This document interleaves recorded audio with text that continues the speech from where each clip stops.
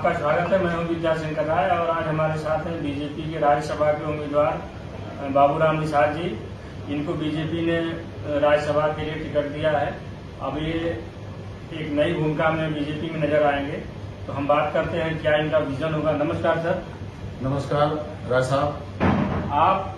आपको बीजेपी ने राज्यसभा के लिए चुना है, आने वाले दिनों में आपका क्या विजन रहेगा? मैं सर्वप्रथम आभार करता हूं राष्ट्रीय नेतृत्व का, प्रदेश नेतृत्व का, कि मुझ जैसे कार्यकर्ता को राज्यसभा का प्रत्याशी बनाने का कार्य किया है। मेरे लिए ये बहुत गौरव की बात है। हमेशा पार्टी संगठन पर मैंने अपने का ध्यान केंद्रित करते हुए काम किया है और पार्टी ने स्वतः मेरे काम का संज्ञान लेकर, हो सकता है मुझे ऐसा अवसर दिया हो। मेरा कोई विजन अलग से नहीं है।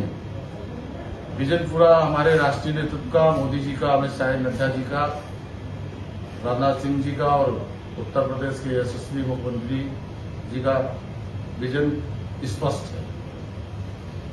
2014 में मोदी जी प्रधानमंत्री बने थे।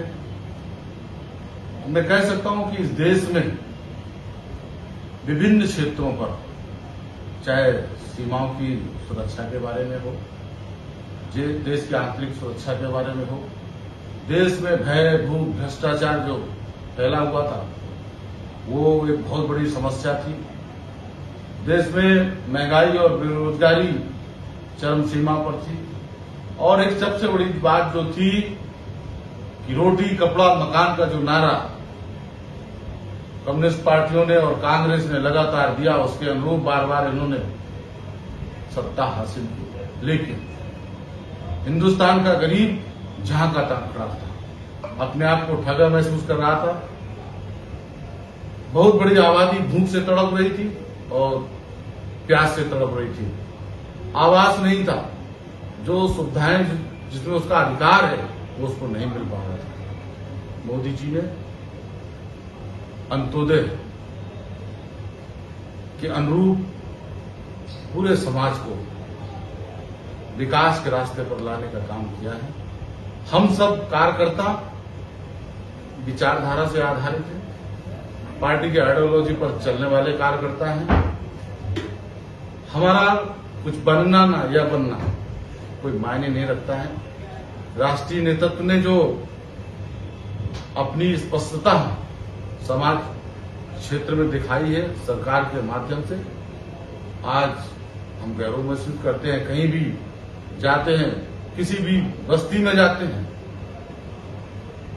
हमारा सम्मान होता है। सम्मान इसलिए होता है कि राष्ट्रीय नेतृत्व ने सरकार के माध्यम से करके दिखाया है। 8 साल का मोदी जी का जो कार्यकाल है इतिहास के पन्नों पर दर्ज होगा और हिंदुस्तान की तस्वीर और तकदीर उन्होंने बदली है।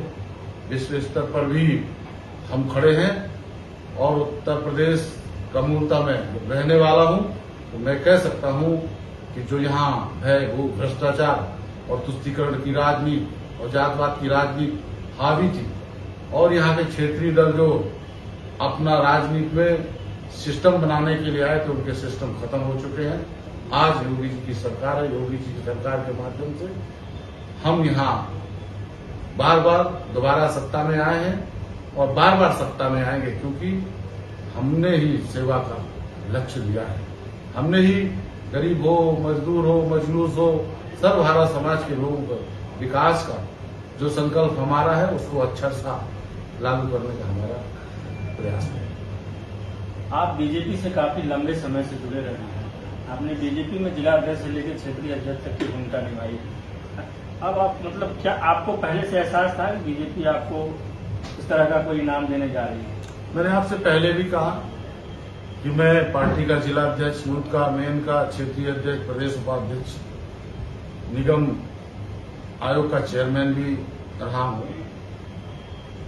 हम सिर्फ जब राजनीति में हैं तो हमारा उद्देश्य था गरीबों की सेवा का संकल्प और लक्ष्य, ठीक है, वो स्पष्ट है, दिख रहा है कि गरीबों की सेवा के स्तर पर जो सरकार के माध्यम से काम होना चाहिए, तो अब कोई पद आता है नहीं आता है इसकी कोई खास परवाह नहीं है। जो परवाह थी, जो लगता था कि इन गरीबों का उत्थान और प्रदेश का विकास करने वाला कौन व्यक्ति होगा, कौन दल होगा, वो व्यक्ति और दल हमारा है। इस नाते हम खुश हैं। हमें आत्मसंतुष्टि है कि हम उत्तर प्रदेश की जनता के लिए कुछ कर रहे हैं। आप बुंदेलखंड जैसे पिछड़े इलाके से आते हैं, आप एक राजनेता के तौर पे आपके मन में बुंदेलखंड के विकास को लेकर क्या तस्वीर है? बुंदेलखंड की बहुत भयावह स्थिति थी। मैं वहां का मूलतः रहने वाला हूं। कल्याण सिंह जी की सरकार रही, तब हमने और हमारी सरकार ने, इसके बाद राजनाथ सिंह जी, रामप्रकाश जी की सरकार में भी बुंदेलखंड के लोगों की चिंता की और सरकार के माध्यम से वहां विकास पहुंचाया गया। लेकिन जब से योगी जी हमारे मुख्यमंत्री बने हैं, मैं कह सकता हूं कि बुंदेलखंड में अब जो पिछड़ापन था, जो गरीबी थी, भुखमरी थी, वो सब खत्म है। खेत को पानी मिल रहा है, बिजली मिल रही है, उद्योग धंधे भी लगने का वहां सरकार के माध्यम से बढ़ावा दिया जा रहा है। एक्सप्रेस वे भी बना हुआ है। नहरों को, नदियों को आपस में जोड़कर बड़ी बड़ी नहरें खेतों तक पहुंचाई जा रही है, उनके माध्यम से माइनर पहुंचाई जा रही है। अब बुंदेलखंड कहीं पिछड़ापन नहीं है, बुंदेलखंड लहला रहा है। बुंदेलखंड में एक समय होता था जब सपा और बसपा कांग्रेस की सरकारें होती थी, वहां का खनन उद्योग लूट रहा था। इन्होंने और इनके लोगों ने व्यक्तिगत तौर पर लूटा और अपनी जेब में पैसा डाला।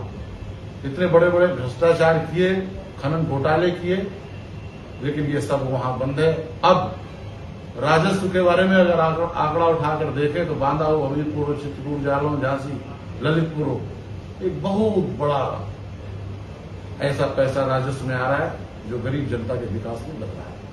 लेकिन अब भी ऐसा देखा जा रहा है कि बुंदेलखंड में पेयजल की समस्या अभी भी बनी हुई है। सरकार दावे तो कर रही है, हर घर नल योजना को लेकर भी अभियान चलाया जा रहा है, लेकिन पेयजल की समस्या अब तक दूर नहीं हुई है। इसको लेकर थोड़ा वक्त लगेगा।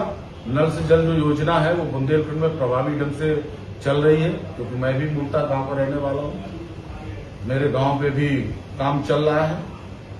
कोरोना आया बीच में, कारण ये रहा नहीं, अभी तक प्रत्येक दरवाजे पर नल से जल आम जनता को मिल रहा होता। निश्चित रूप से जो पानी के स्तर पर एक बहुत बड़ी समस्या थी, वो बहुत जल्दी खत्म होने जा रही है योगी जी के कार्यक्रम में। अभी 2 दिन पहले, 3 दिन पहले ही लखनऊ में बीजेपी की प्रदेश कार्य समिति का समापन हुआ। उसमें योगी जी ने 75+ का जो नारा दिया, वो 75+ 2024 के मिशन को लेकर बीजेपी कैसे पूरा करेगी? योगी जी ने जो 75+ का नारा दिया है, वो नारा हमारा सफल होगा और हम उत्तर प्रदेश में 2024 में जीतेंगे। 75 सीटें जीतकर आएंगे, क्योंकि हमारा काम बोलता है। हम काम के आधार पर बात करते हैं, हमारे नेता काम के आधार पर बात करते हैं। हमने काम किया है और पुनः जनता ने हम पे भरोसा किया है। सरकार हमारी पुनः है। इस नाते हम काम के आधार पर कह सकते हैं कि जो उत्तर प्रदेश में एक वैमनस्यता थी, जात पात की जो राजनीति करने वाले लोग थे, वो सब हाशिए पे जाते जा रहे हैं। उदाहरण के तौर पर कई ऐसे दल हैं जिनके बारे में चर्चा करना मुझे अच्छा नहीं लग रहा है। मैं महसूस करता हूं कि इनके बारे में चर्चा की जाए।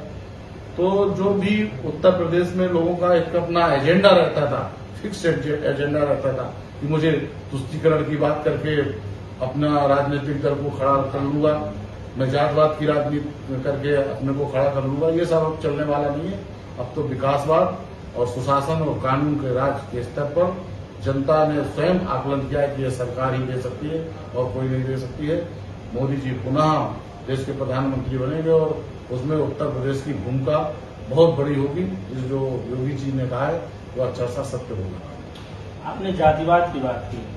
अभी बीजेपी के साथ जो सहयोगी हैं, चाहे निषाद पार्टी हो, चाहे अनुप्रिया पटेल की अपना दल हो, उसमें भी एक तरह से परिवारवाद की वंशवेल जो एक तरह से फिर वहाँ पुष्पित पल्लवित हो रही है, इसको लेके क्या कहेंगे आप? निश्चित रूप से अभी भी लोग हैं, अपने अपने राजनीतिक दल को अपनी अपनी विचारधारा के अनुरूप चलने का उनका प्रयास है। हमारा भी प्रयास है कि हम विभिन्न विचारधारा के लोगों को करीब लाएंगे और करीब लाकर अपने अनुकूल अपने साथ खड़ा करके अपनी विचारधारा के साथ उनको चलने का अवसर देंगे। और निश्चित रूप से मेरा दल बड़ा है और इस दल में कोई कमी छूटे ना, और विभिन्न क्षेत्रों पर ऐसे जो लोग हैं उनको करीब लाकर हम सहेजेंगे और दल को विस्तार देंगे और उनको जोड़ करके आगे बढ़ेंगे। उनको भी अपनी मूल भावना से जोड़कर काम करने का प्रयास किया जाएगा। बंसल जी ने भी उस दिन कहा कि बीजेपी में जो कमजोर सीटें हैं उस पर ध्यान दिया जाएगा। आप एक तरह से बात करें पूर्वांचल की, तो पूर्वांचल में ऐसे कई जिले हैं जहां से बीजेपी साफ हो गई है। इसके पीछे क्या वजह मानते हैं? वजह इसके पीछे कि मेरा इसमें बहुत कुछ ऐसा विषय नहीं है, लेकिन जहां जहां हारे हैं वहां की हमारे नेतृत्व ने स्वयं समीक्षा की है कि क्या कारण रहे। और जहां तक माननीय सुनील बंसल जी का है, सुनील बंसल जी उत्तर प्रदेश के भाजपा के संगठन शिल्पी हैं। आपके द्वारा संगठन को जिस स्तर पर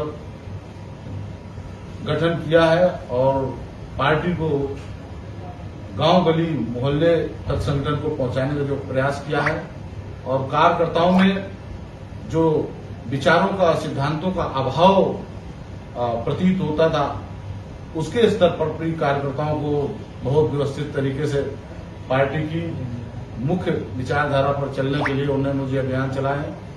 उसके अनुरूप कार्यकर्ता ढले हुए हैं और जो अनुशासन यहाँ कभी देखने को मिलता था कि लोग अनुशासन तोड़ते थे, उसमें भी पार्टी मजबूत हुई है। अनुशासन के स्तर पर भी पार्टी में कार्यकर्ता अनुशासित रहकर काम करता है। एक बड़ा परिवार है, बड़े परिवार में निश्चित रूप से बहुत ढेर सारी बातें ऐसी सामने आती हैं, लेकिन मैं कह सकता हूं कि हमारे संगठन शिल्पी सुनील बंसल जी ने पार्टी को बड़ी ऊंचाइयां दी हैं और मुझे बड़ा आत्म में सुख है कि ऐसे संगठन शिल्पी ने जो काम उत्तर प्रदेश में किया है बहुत ही अच्छा काम। बाबूराम जी, आपसे अंतिम सवाल। आपको बीजेपी ने देश की सर्वोच्च देश के सर्वोच्च सदन में बैठने का एक मौका दिया है। इस मौके को आप अपने जीवन में किस तरह से देखते हैं? निश्चित रूप से ये मेरे जीवन का एक बहुत अहम पड़ाव होगा और उच्च सदन का मुझे प्रत्याशी बनाया है। इसकी गंभीरता का मुझे स्वयं आकलन है और उस गंभीरता के अनुरूप राज्यसभा में पहुंचकर जो उसके स्तर पर संवैधानिक व्यवस्था है उस पर चलने का काम करूंगा और पार्टी की उम्मीदों पर, नेताओं पर पूरे अच्छे मन से काम करके खरा उतारने का प्रयास होगा। ये थे हमारे साथ बाबूराम निषाद जी। इनका दावा है, इनका कहना है कि यूपी में 2024 में होने वाले आम चुनाव में योगी जी और मोदी जी के नेतृत्व में बीजेपी 75 से ज्यादा सीटें जीतने में कामयाब होगी। मैं विद्याशंकर राय, वन इंडिया।